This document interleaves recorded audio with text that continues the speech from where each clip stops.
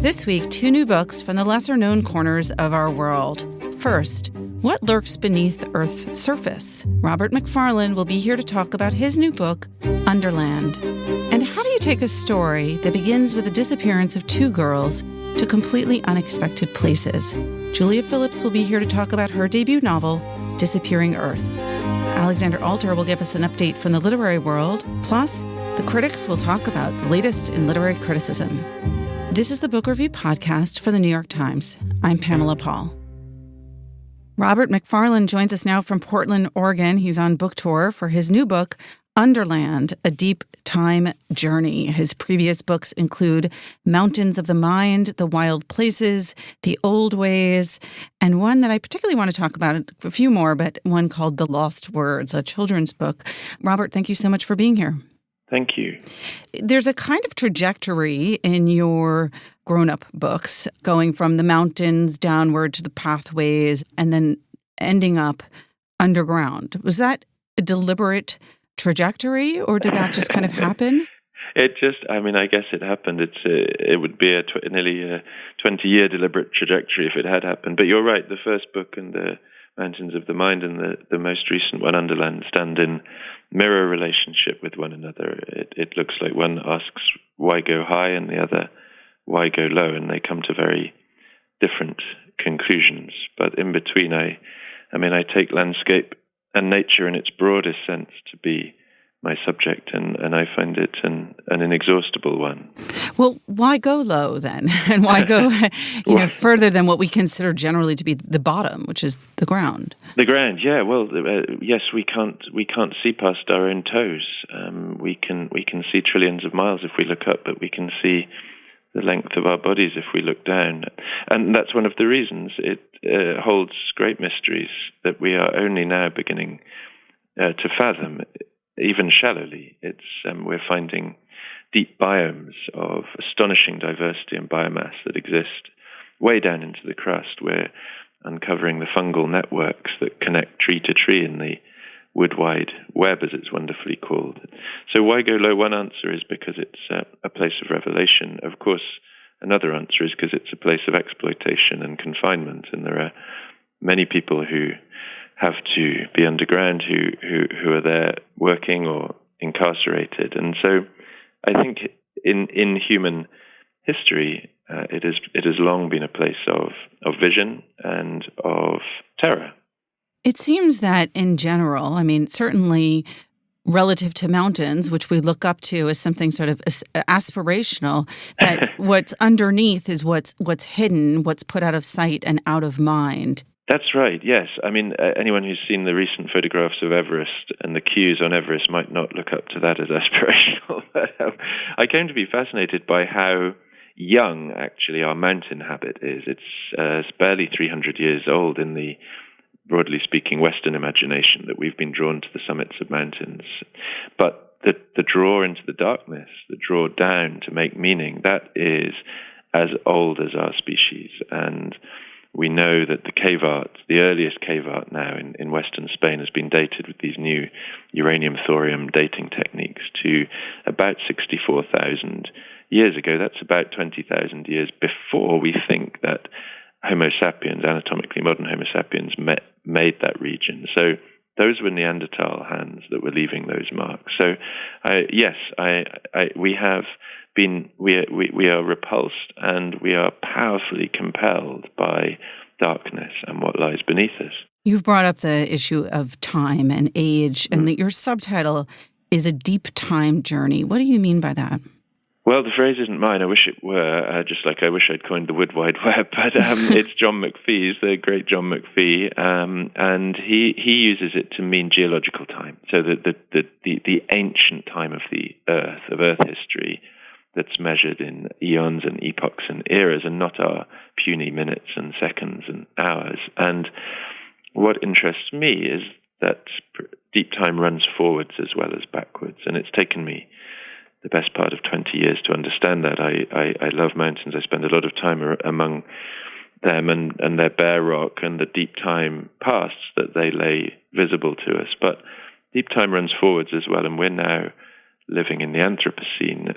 a phase of Earth history when we have become geological agents, powerful enough to leave a legacy that will be legible for millions of years to come. And I think that is asking us, that and climate change, the environmental crisis, are now powerfully asking us to think forwards in deep time. And there's a question that Jonas Salk poses, which I return to again and again in the book, which is brilliant. He just says, are we being good ancestors? I want to talk about the issue of nature writing in general, because you brought up the environment, and it does seem that nature writing has become increasingly urgent. It's sort of crossed with environmental writing and writing about climate change. And I'm curious if you think that sort of changed the nature of nature writing itself and of what we expect from it as readers and how we look at it. Absolutely. It's a great question, one that interests me very much. Yes, I think the nature of nature has changed, and therefore inevitably the nature of nature writing has to follow. And I don't much like the term. It's baggy or it's brandy. It doesn't get us very far, I don't think. It seems tautologous as well. All writing is about nature in some sense. So I do see that urgency rippling through writing about place, people, landscape, nature. I think we could think about it as a kind of claustrophobia, which is a feeling that preoccupies Underland. We are living in a phase of human history when time and space are closing down.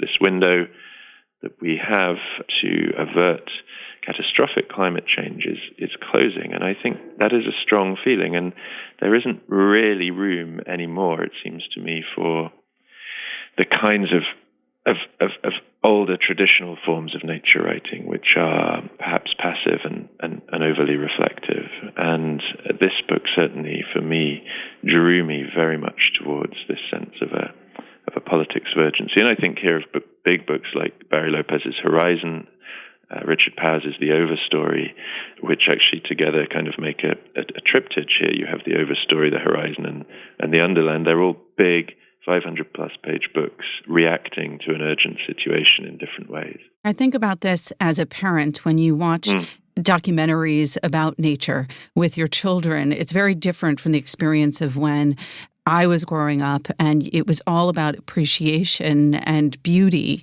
And now there still is that, but every message, not only in books, but in film and on TV, is accompanied by that sort of underlying danger and fear and sense of urgency.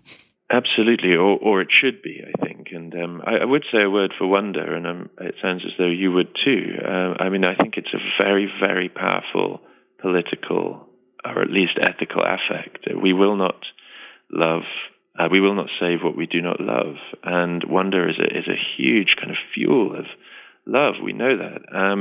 But everything is tinged by shadow now, and I think that shadow needs to be seen too. And darkness and shadow are the things I took as my subject. So it was a case of learning actually how to see them, or see in the dark a bit better. I'm interested too in you mentioned earlier you're critical of this idea of nature writing, that phrase, or nature writer as a job description.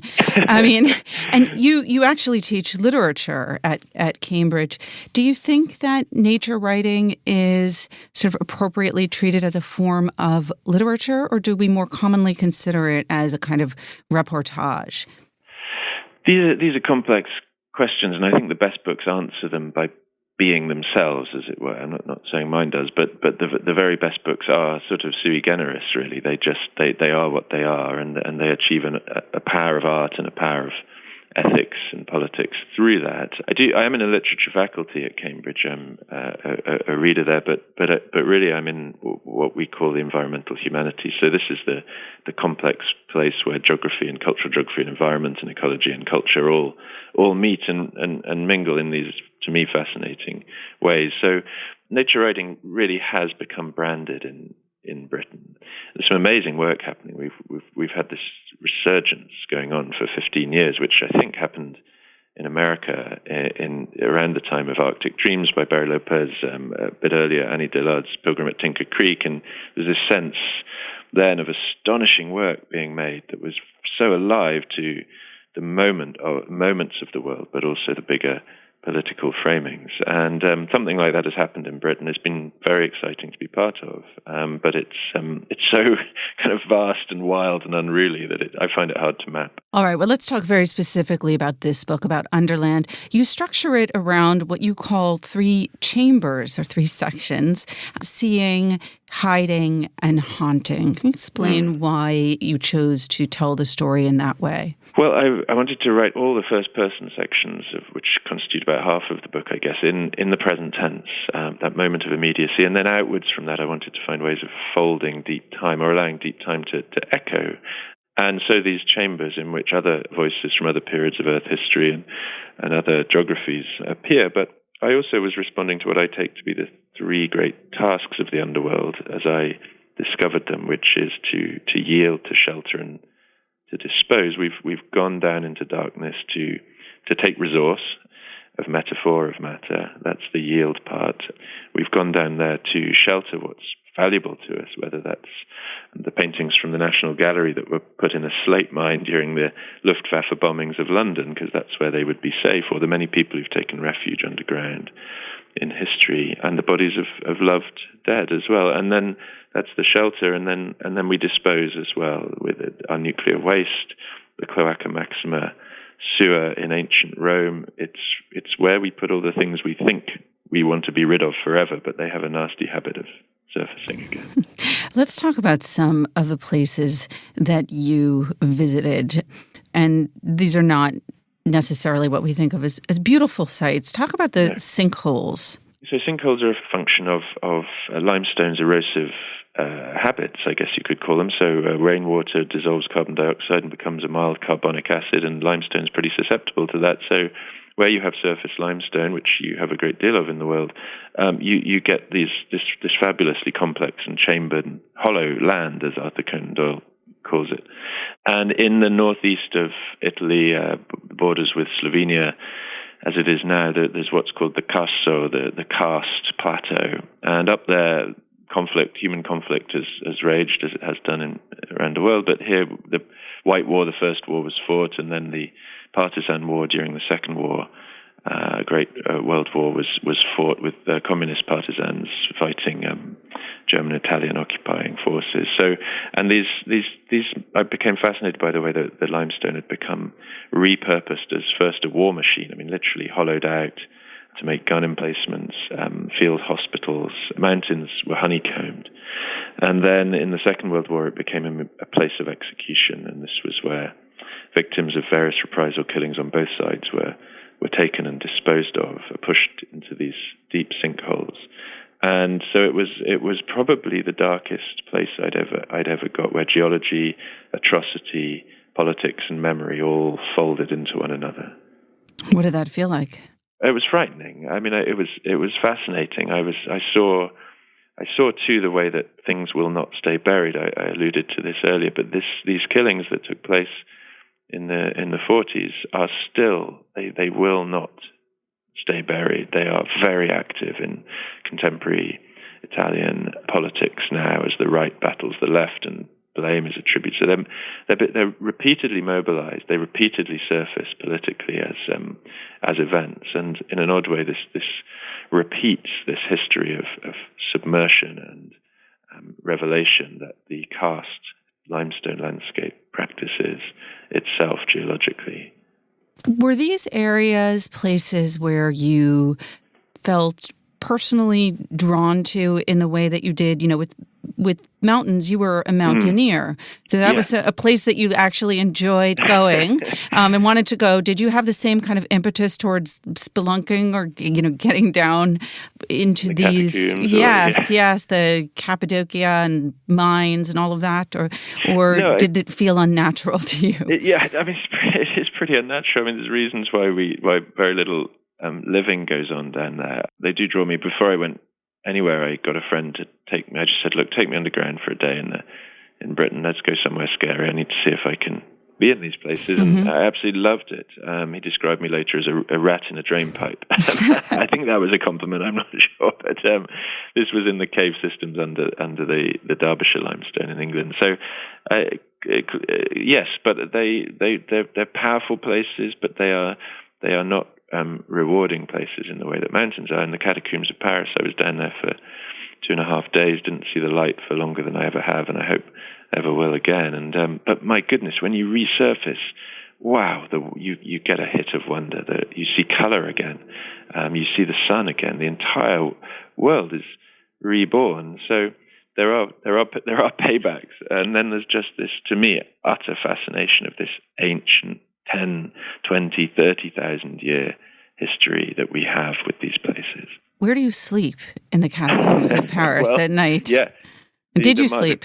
I did, yeah. Not much. I never sleep well at the best times, let alone 60 feet underground in the invisible city below Paris. But the quarrymen who cut these tunnels from the medieval period onwards, they cut rooms for themselves to rest in and sleep in, and those are still there. So you move through these around 200 miles of labyrinth tunnel, and then occasionally you'll kick through what's called a chatière, a cat flap, a little hole in the side wall of one of these tunnels, and you'll be into a room, and there you can tuck up in a corner and sleep, and then occasionally you'll come across these cataphiles, the catacomb lovers, who'll be having a party down there on a Friday night, and suddenly you'll find yourself listening to the jams going underground and drinking vodka, and then it's off again into the tunnels.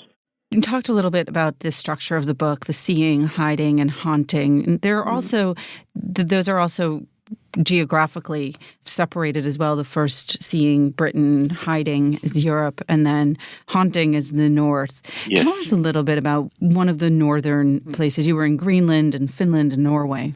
Yes. I've always been drawn to the north. I think that's. I love ice. I love snow. I love high altitudes and latitudes. So, for me, that's where the book really sings with its strongest voice. And I went to Greenland. I spent quite a long time in Greenland in 2016 during the summer of what was then greatest melt. The rapidity of surface ice cap melting, speed of glacial calving. Temperatures in Nuuk reached 22 degrees, and ice has an underland. I've always been fascinated by it. It's that blue that we all know, that incredible, almost radioactive, unearthly, eerie blue of deep ice, and that's produced by pressure. As ice builds on ice, it crushes out oxygen, but it also keeps air. And so, as we know, ice core science tells us that ice has a memory. It remembers astonishingly precise things from the atmospheric history of the world. And so I became fascinated both by the speed of melt of ice, and I lived near a huge glacier on the east coast of Greenland, very remote place, for weeks, and came to know it as a creature, really. Ice is the liveliest substance I know, and it's on the move now in ways that it hasn't been for centuries. With all nature writing and travel writing, especially now, it all feels very ephemeral. Things are disappearing. They're going away. I want to talk, I mentioned earlier you wrote a children's book, because it sounds like with this children's book, you're saying that not only are these places disappearing, but the words with which we describe these places are going away. So tell us a little bit about the lost words. This has been the wildest ride of my life and the greatest privilege of my life. Nothing like it will ever happen to me again. But we wrote with the artist Jackie Morris. I made this book, The Lost Words, which was responding to the words for everyday nature, acorn, conker, bluebell, willow, wren, that had been taken out of a very widely used children's dictionary in 2007 because they weren't being used enough by children or read enough by children in the books that they were exposed to and the culture that they were part of. And we wanted to make what Jackie called a beautiful protest. And so we made what we call a spell book. I wrote spell poems for each of these words. Jackie painted her extraordinary watercolors. But we couldn't have predicted what would happen then, which was that the book sort of went viral, really. Mm-hmm. And it did so by social media in a way that the irony is not lost on me. I think, our technologies are wonderful at collaboration and community making, as well as terrible at division and all of the other things we know about with social media. But the book is now in almost every primary school in Britain. It sold over 100,000 copies. I think it's getting on for more like 300. Oh, wow. Okay. Yeah, and it's across North America. I've just been in Boston listening to the Boston Symphony Children's Choir, who are performing new settings of the spells at Tanglewood this summer. And I cried. I stood there and I watched these children from so many backgrounds in Boston singing otter, singing newt, singing acorn, singing magpie, just absolutely avid for the taste of these words in their mouths, for nature in their minds. Children are naturals at nature. And in fact, it's not about losing these words. In a way, it's about giving them back to them and watching what they do with them, and it's thrilling. Has the dictionary relented? Are they putting those words back in? Well, let us say that conversations between us are not the warmest, but I think the use, yeah, exactly, the use of these words is now through the roof. We get tweeted and Instagram photos on multiple times a day from children making work, making music, art, writing poems, and it's become part of the pushback against the cuts in the creative arts within schooling in Britain and abroad as well. Well, maybe they don't need dictionaries, they need poetry. That's a wonderful way of putting it. All right, Robert, thank you so much for being here. Thank you, Pamela. Robert Macfarlane is the author of, most recently, Underland, A Deep Time Journey.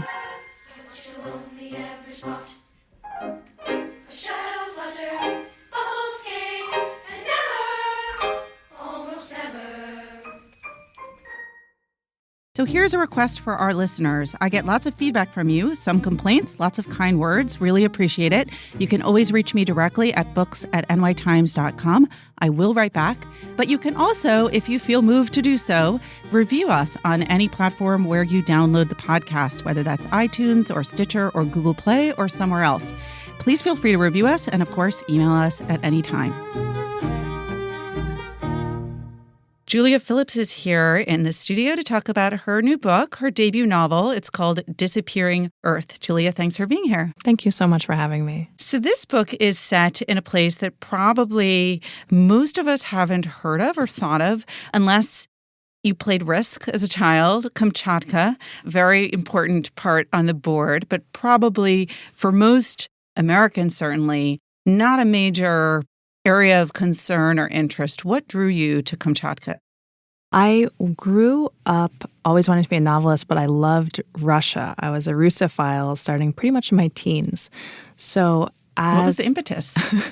It's a very embarrassing impetus. Oh, go ahead. That this is now the biggest platform I'll ever say it on, probably. That I had a crush on a Russian-American camp counselor when I was 12 years old. That's the way it starts. Yeah. It was that kind of perfect preteen moment of being really influenceable. And I totally lost track of this person after really a month or a couple of weeks. That was it. But after that, Russian, for some reason, just seemed really fascinating and attractive and fun and interesting. And I started looking up the history and studying the language and reading the books. And it's an incredibly rich and fascinating place, especially in relation to America and our Americanness. And so I was completely swept away by Russia love. But even in Russia, Kamchatka is sort of, we should say, it's in the far reaches of Siberia, right? A peninsula that descends from the top of easternmost tip of Siberia, north of Japan. Yeah, I sometimes like to orient myself on the map by thinking if you picture the tail of Alaska swinging out into the Aleutian Islands, those islands then connect to an island chain that goes into the Kamchatka territory. So you kind of follow the tail of Alaska and it swings you into Kamchatka. It really is far out there. When I was studying Russian in college, if we sat in the very last row of the classroom and spoke too quietly, the professors would say, "What are you doing all the way out there in Kamchatka? I can't hear you from Kamchatka," because it was so far away. And that was pretty much all I knew about it. I knew about it as a kind of the farthest seat in a classroom, and that was it. It was a figure of speech. But as I was finishing up school and beginning to plan for or hope for what would come after that, I knew that I wanted to write novels. I'd always wanted to write novels, but I also had this really abiding interest in Russia. And I thought, is there some way to combine both those things and kind of scratch all my intellectual itches at once? Maybe I can find a place in Russia to set a novel, then I can move to the country to study the place, start creating notes for the book, whatever the book will be, and that'll be how I'll bring it all together. So I started looking for a perfect setting to set a story. I didn't know what the story would be, but I wanted to find some place to put it. And I had spent some months by that point in Western Russia or around Moscow, in St. Petersburg, and I wanted to go someplace in eastern Russia. I wanted to go someplace that was more, less of an urban center, because I was also coming from an urban center. I was coming from New York, and someplace that was naturally beautiful, and ideally someplace that was pretty contained, that had a distinct regional identity. I thought maybe that'll be a little bit easier to get to know a microcosm within the biggest country in the world. And when I learned more about Kamchatka, it is all of those things and so much more. It, like you said, it's incredibly far away. It is difficult to access for Americans. It was a closed military territory under the Soviet Union, so we couldn't access it at all for most of the 20th century. It was highly sheltered, highly forbidden, and since the fall of the Soviet Union has opened up radically in ways that have far-reaching repercussions for the people that live there, for the economy.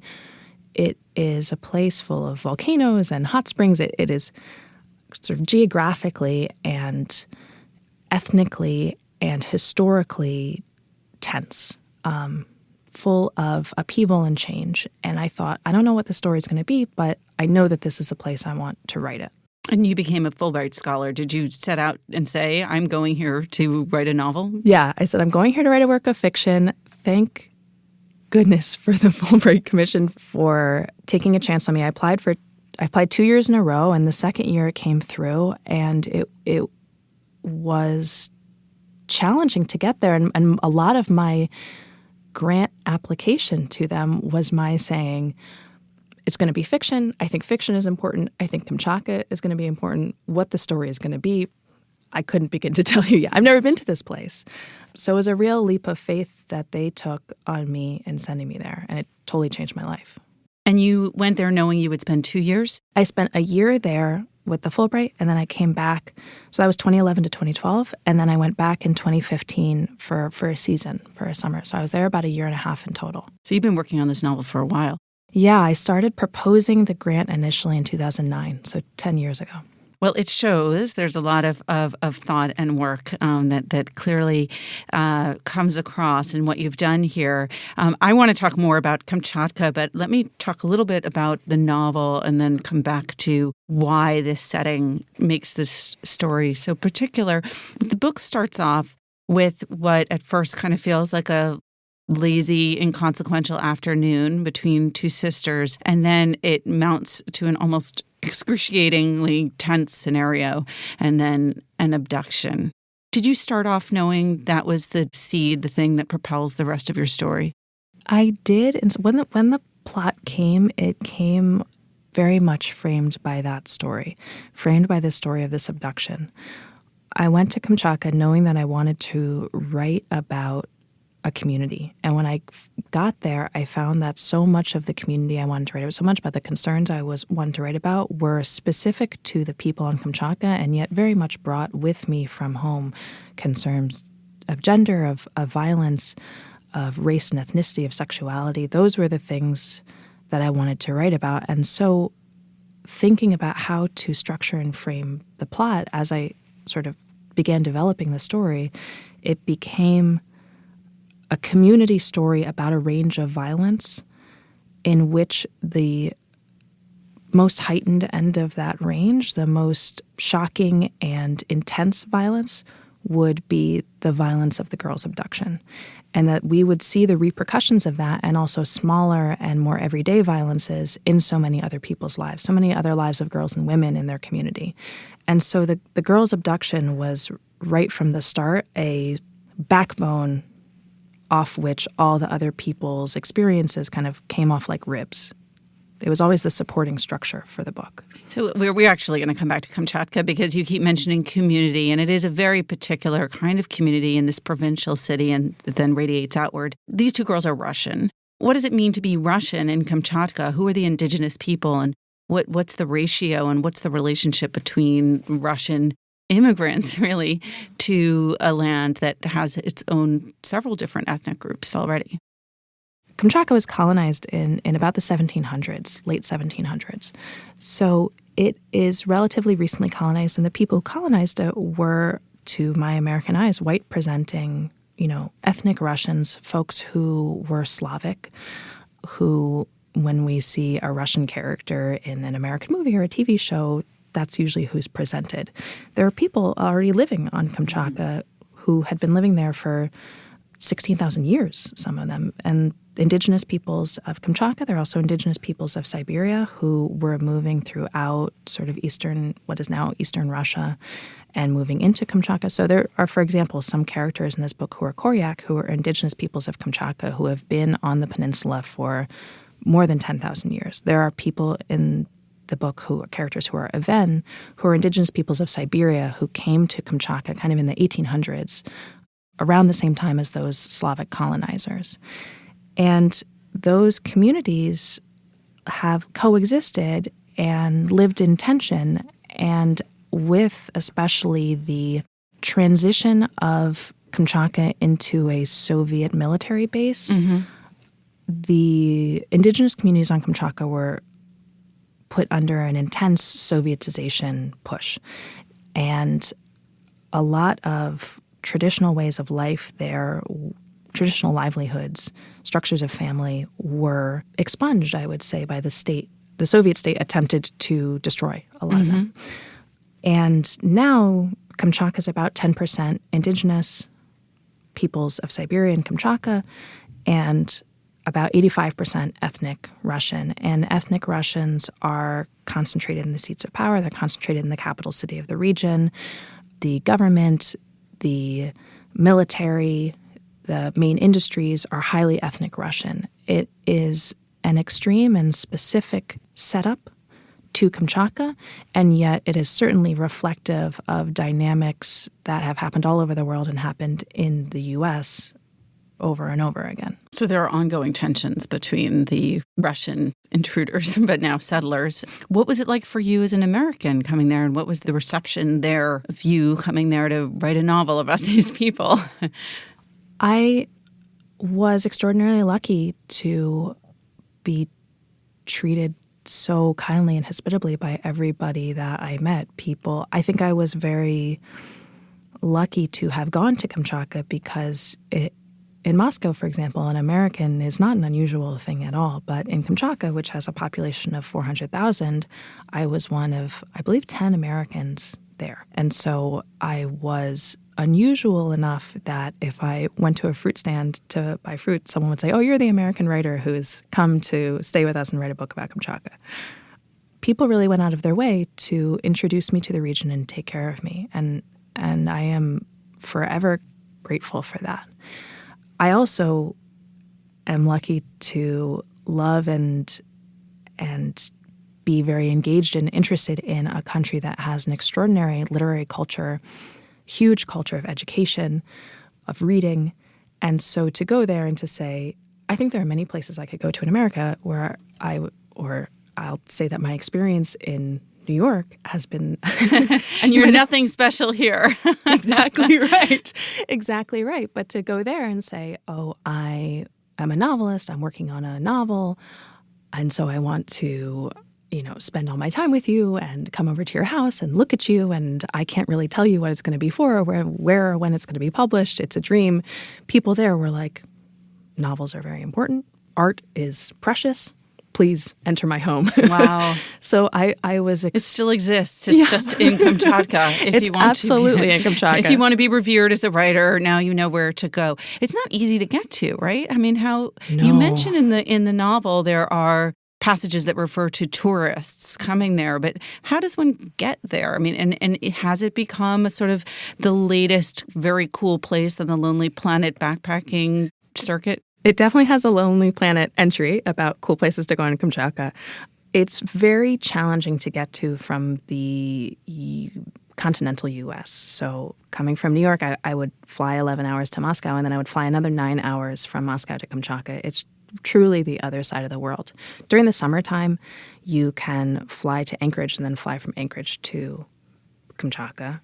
But a lot of the tourism there is from Asia. Like there are cruise ships that come through that sort of go through the Bering Strait and do that cycle. There are a lot of Chinese and Japanese tourists that come through.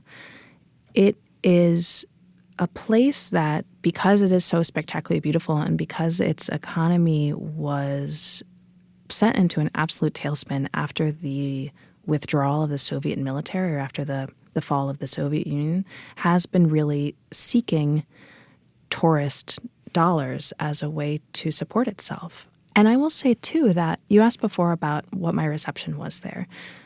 I want to give all gratitude and thanks to the folks there who were so kind and so supportive of this project.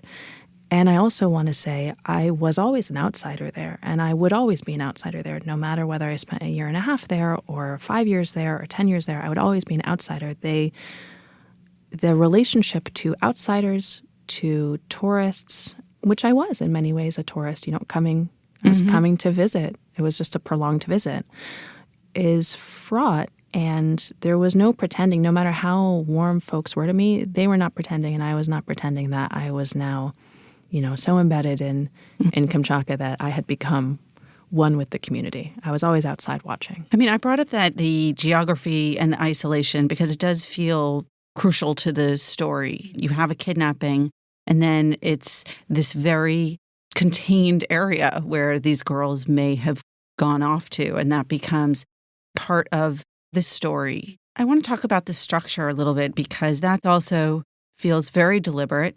Two things about it. One, the way you structure time, and then also the way that you structured the narration and the shifting of perspectives. Did you start off knowing, okay, that it's going to unfold month by month and in this way? And did it start off, in certain ways it's like it is a novel, but you could see it as a series of connected short stories also.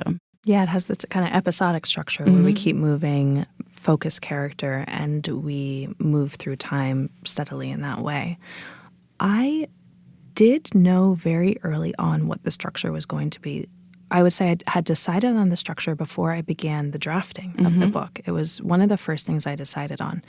And the reason I was so emphatic about deciding on these sort of fundamental shapes and structures going into it is because I had worked on a different novel project before this for many, many years. That's the one in the drawer? Yes, that's the one in the drawer. And it was really shapeless. It was really storyless. It was kind of sort of formless. It was everythingless. Like it just didn't kind of have a shape. And I thought if I write more, I'll figure out the shape. And eventually I had to admit, nope, I am not figuring it out. There is nothing to figure out. So with this, I wanted to be very, very deliberate from the start and set up boundaries and guidelines and places for me to go that would contain and ideally heighten the story.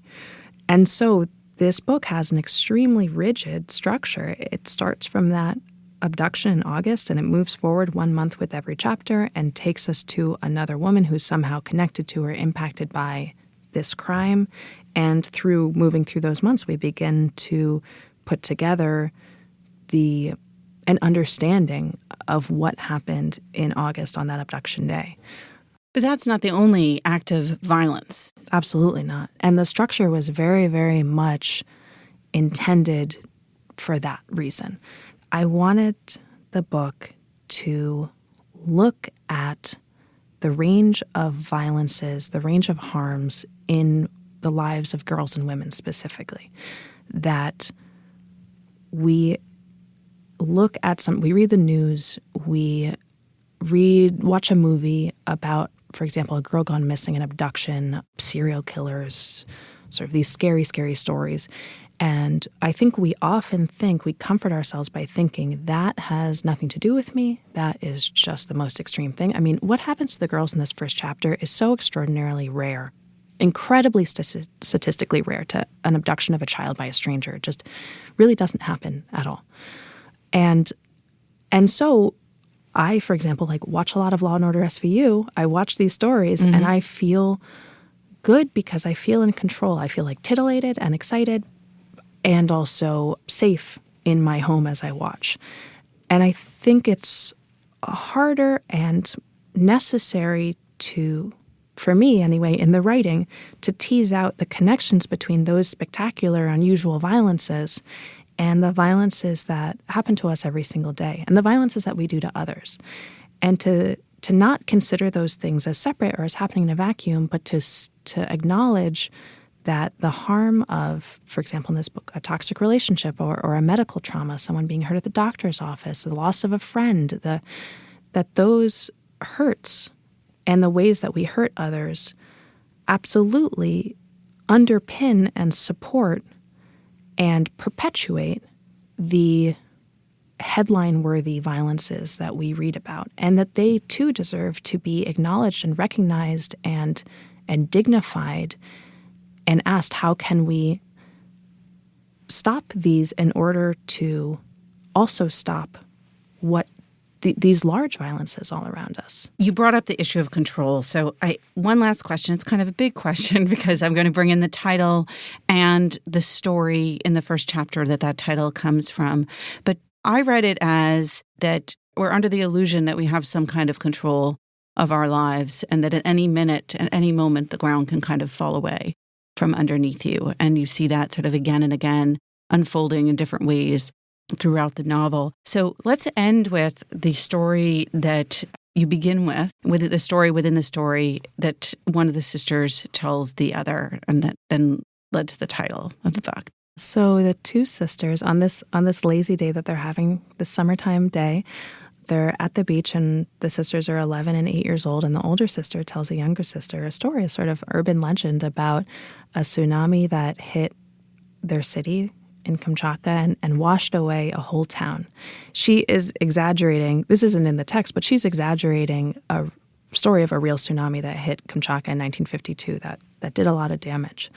But in her understanding, it is unbelievably large, unbelievably destructive, beyond even the destruction that it actually wrought in real life. And it sweeps this town away. And then a couple pages later, these girls are also swept away by something they didn't anticipate and can't control. And the pretend fear that they were having on the shoreline becomes a very real fear. I think your reading of the title is exactly right. I mean, it really resonates with me, and it makes me feel so good to hear you say your understanding of it, because that's how I understand it. I understand it as not only literally referring to this actual chunk of earth on Kamchatka that disappeared in their telling of it, but also to what they are experiencing, what so many of all of the characters in this community are experiencing, the sense of possible loss at any moment, the sense of building your lives and your homes on quite literally unsteady ground and wondering what will be lost next. Will my home be lost next? Will my loved one be lost next? Will my family be lost next? Will I be lost next? They are coming out of a moment in which their nation was lost, an entire cultural identity transformed overnight with the fall of the Soviet Union.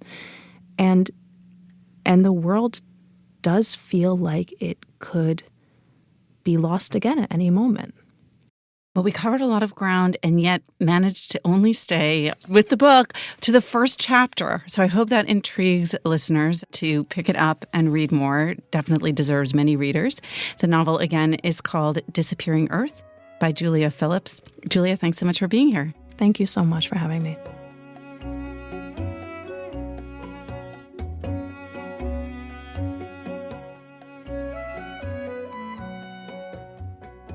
Alexandra Alter joins us now with some news from the publishing world. Hi, Alexandra. Hi, Pamela. What's new?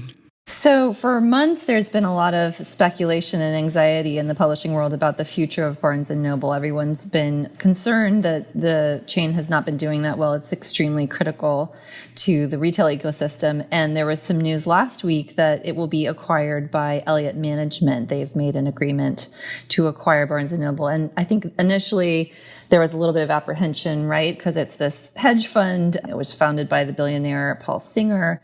People are sort of thinking, well, why would a hedge fund acquire a bookstore chain? But as I spoke to people at different publishing houses, there was actually, people were feeling pretty encouraged about it because Elliott Management has also acquired Waterstones, the UK chain. And their plan is, if the deal goes through, which looks likely, that the CEO of Waterstones, James Daunt, who has managed to turn that chain around, it was facing bankruptcy and now it's thriving. He will be the CEO of Barnes & Noble as well, based in New York. And so the idea is that he will apply some of the things he's done at Waterstones at Barnes & Noble. And the hope is that, there will be actual investments into the stores and perhaps a new chapter for Barnes & Noble that will be a little more positive than the last few years. Have you been to a Daunt Books in London? I have not been to Daunt Books. I've been to Waterstones. I went this spring and I just sort of wandered in one of their big stores, and it was, the middle of the day during the week, and it was pretty bustling, I have to say. I was impressed. Of course, that's, a high traffic area, so there's a lot of foot traffic, but I found the layout to be very inviting. A lot of the books were sort of front facing. There were sort of thoughtful displays that mixed together frontless books or new hardcovers and paperbacks sort of thematically.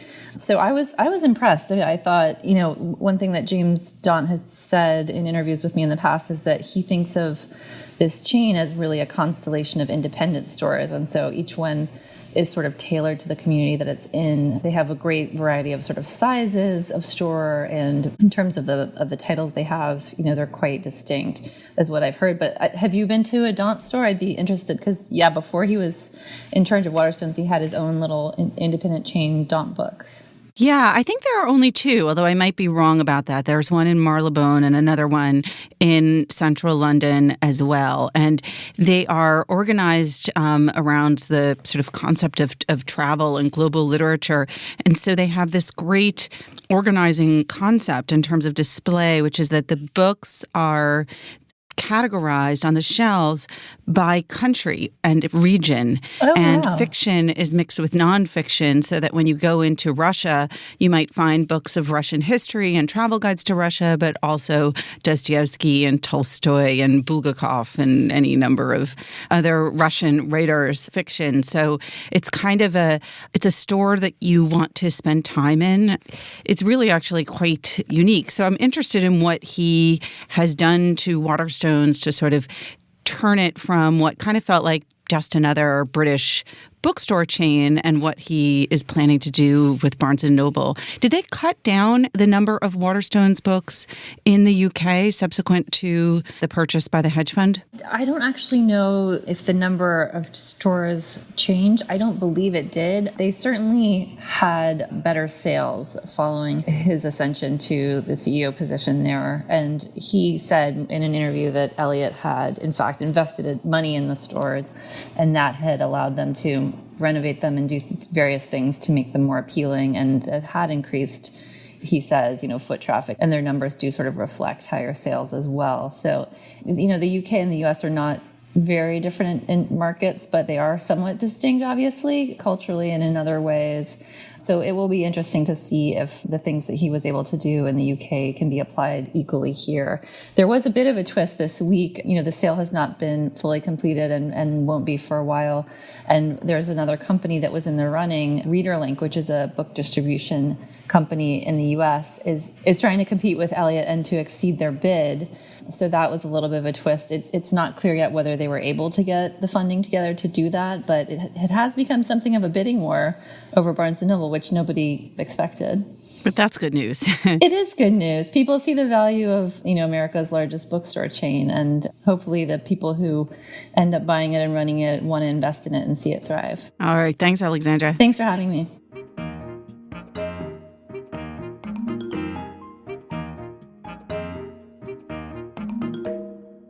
It's been a little while since we've had the critics here. Joining us now, we've got Dwight Garner, Jen Salai, and Parl Sagal. Hey, guys. Hi, Pamela. Hi, Pamela. All right. Since it's been a few weeks since you guys have been with us, I give you a choice of what to talk about. It can be something that you reviewed this week or last, or perhaps even the week before.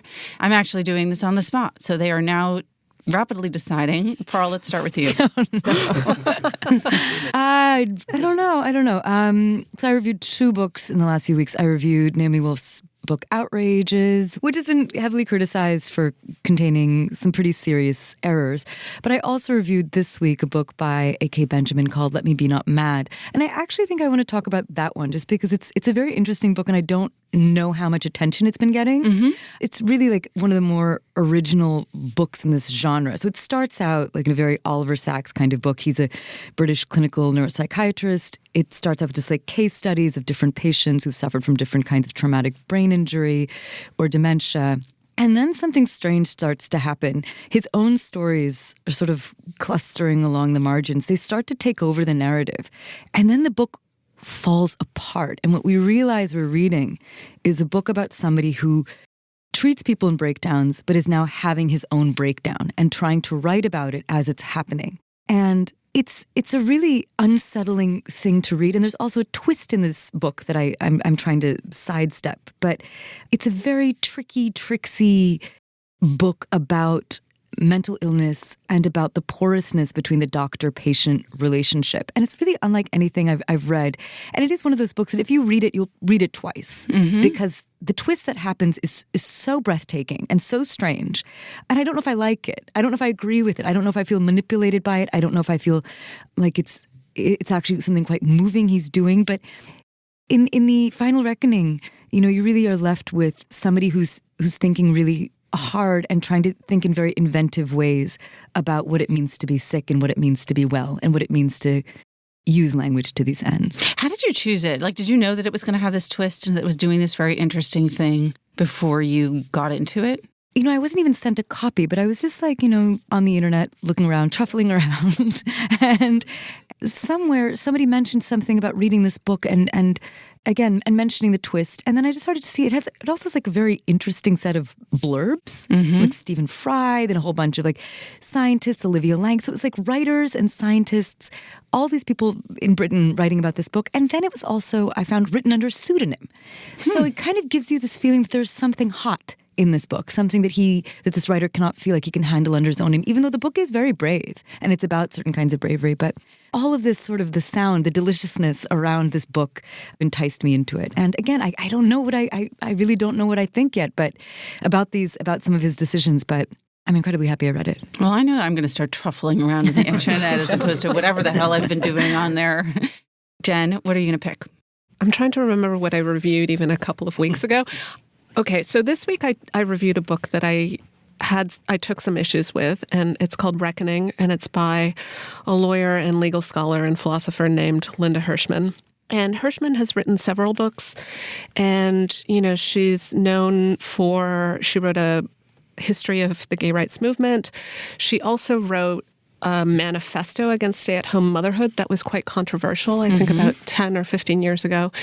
And she herself has been a very sort of vocal feminist on the scene for a while. And in the late 90s, when the sex scandal involving Monica Lewinsky and Bill Clinton came to light, she was one of the feminists who argued that Bill Clinton, not only should he be impeached, which he was, but that he should resign if he wasn't forced from office. One of the only ones, right? She was one of the few. Right? And she was also, she was, as I said, vocal proponent of that view. And, she really sort of takes this no prisoners approach, I think, once she settles on an argument, which, I do appreciate in some ways, but at the same time, when you're doing a history of the Me Too movement, which is essentially what this book is, it's tracing a line in the past 50 years from the first sexual harassment lawsuits in the 1970s to, for instance, the arrest and arraignment of Harvey Weinstein.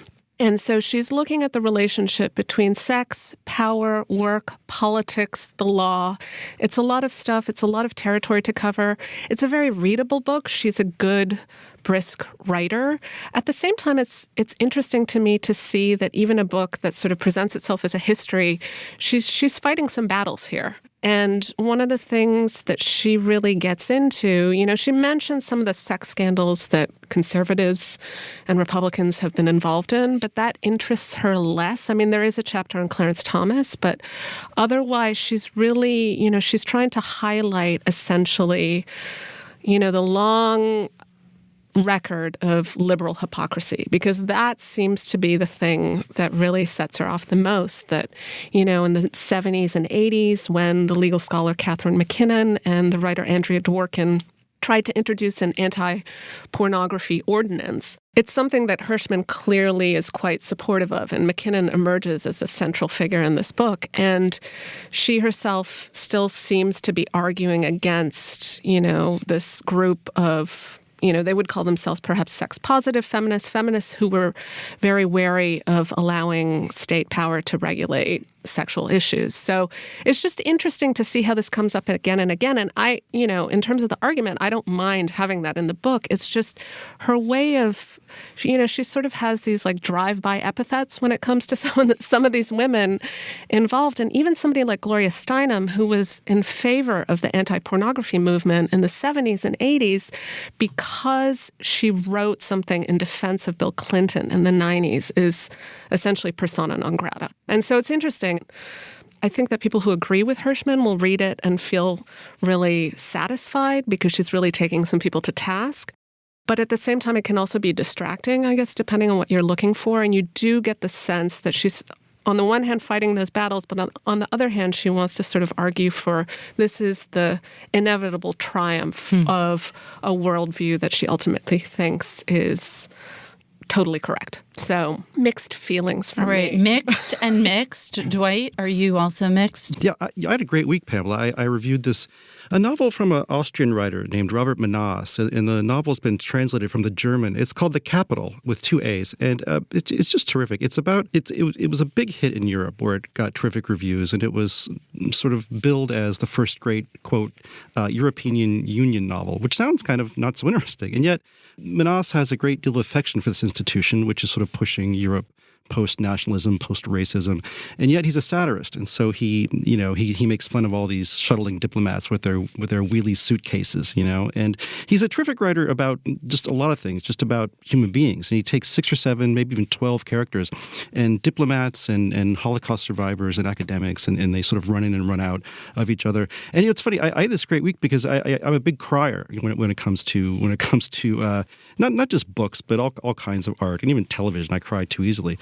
But can you give us an example? Well, in this case, I sometimes in a novel, what gets to me is the sense that I'm in great hands. I'm reading and I suddenly realize, this person is just so talented and so gifted, and I'm so into what he or she is saying that I just sort of like have this emotional release. And I would not call this book a great weeper. I would not want to send anyone to it thinking that about it.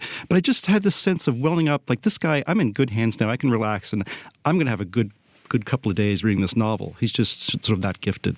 The book is The Capital by Robert Menas. All right, we've ended in a good place. Jen, what did you read again? Reckoning by Linda Hirschman. Carl? And I read Let Me Be Not Mad by A.K. Benjamin. All right, Parl Sagel, Jen Salai, Dwight Garner, thanks for being here. Thanks, you. Pamela. Remember, there's more at nytimes.com/books, and you can always write to us at books@nytimes.com. I write back, albeit not right away. The Book Review Podcast is produced by Pedro Rosado from Headstepper Media with the great help of my colleague, Don Williams. Thanks for listening. For the New York Times, I'm Pamela Paul.